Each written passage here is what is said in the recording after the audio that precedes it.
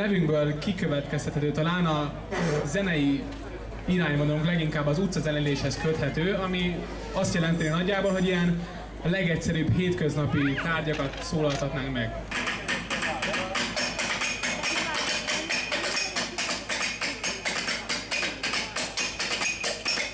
Nem véletlenül ezt az irányt próbáltuk felvenni a csapattal, mert a dobok azért igen költségesek, viszont ezekben egyrészt van valami extrém dolog is, és emellett még könnyen beszerezhetők, és szerintem még jobban is hangzanak, mint néha a dobok.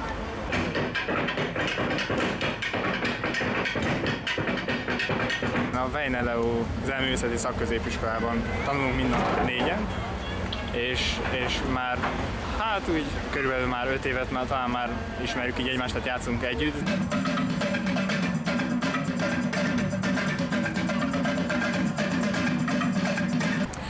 Hát igazából ami leginkább inspirált minket, ez a Stomp nevű együttes, akik gyakorlatilag ilyen világhírű produkciókat adnak elő hasonló hangfelszerelésben, és akkor jutott eszünkbe, hogy akkor mi is alakítsunk egy ütőegyüttest. A Weiner Leónak az ütősei vagyunk, és így alakult a formáció.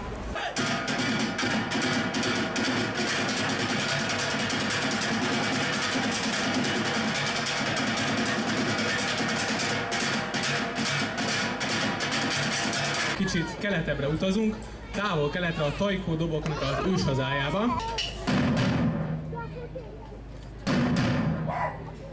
A tajkó dobokról azt kell tudni, hogy nagyon nagy testű, gyakran több száz éves fából készült dobok, igen mély testes hanggal.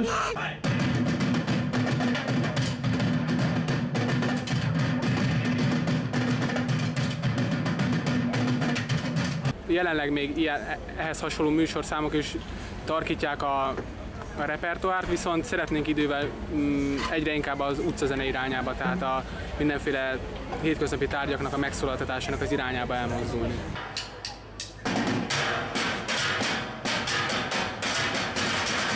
Bármilyen otthon használatos tárgyal el lehet kezdeni, akár egy festékes vödörrel, hogyha a lakásfelújítás után maradt esetleg, vagy a konyhában bármilyen eszköz, ami kisebb kopogás, vagy bármilyen hangot kiad, azzal bármilyen ritmus már le lehet játszani, tehát nyugodtan el lehet otthon is kezdeni. Nyilván a szomszédok nem biztos, hogy örülni fognak neki.